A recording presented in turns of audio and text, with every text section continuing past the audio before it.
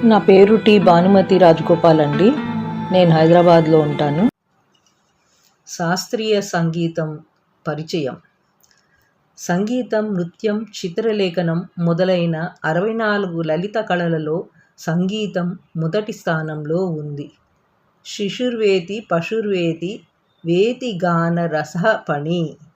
పసిపిల్లలు, పశువులు, పాములు కూడా సంగీతాన్ని విని ఆనందించినట్లు ఈ శ్లోకం ద్వారా మన పూర్వీకులు చెప్పారు.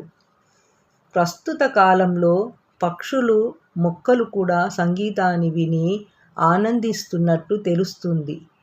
పంటల అభివృద్ధికి సంగీతం ఎంతో ఉపయోగపడుతుంది. ముఖ్యంగా నేడు మ్యూజిక్ థెరపీతో మానసిక రుగ్మతలను పోగొట్టడం జరుగుతుంది. జ్ఞాపకశక్తి పెరుగుదల, ఆత్మస్థైర్యం వంటి అభివృద్ధి లక్షణాలు పెంపొందించడం కూడా జరుగుతుంది.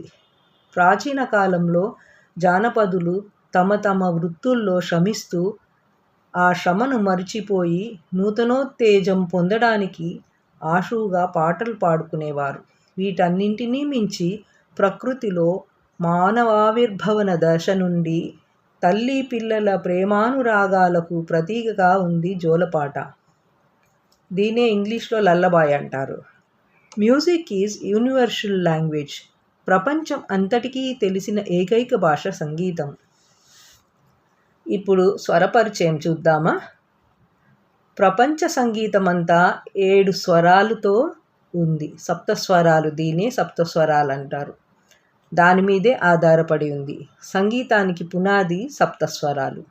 అవి భారతీయ సంగీతంలో సా అంటే షడ్జమం, రి అంటే రిషభం, గా అంటే గాంధారం, మా అంటే మధ్యమం, పా అంటే పంచమం, దా అంటే దైవతం, నీ అంటే నిషాదం.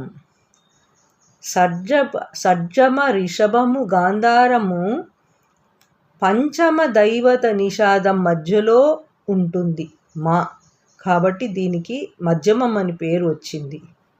షడ్జానికి మధ్యమానికి ప్రకృతి వికృతులు ఏమీ ఉండవు.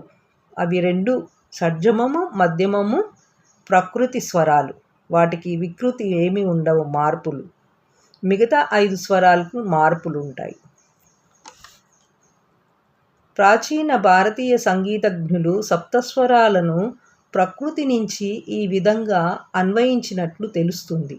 సా నెమలికూత నుండి, రి రిషభధ్వని నుండి, గా మేక అరుపు నుండి, మా క్రాంచపక్షి కూత నుండి, పా కోకిల స్వరం నుండి, దా గుర్రపు సకిలింపు నుండి, నీ ఏనుగు ఘీంకారం నుండి కూడా ఆవిర్భవించినట్లుగా తెలుస్తుంది.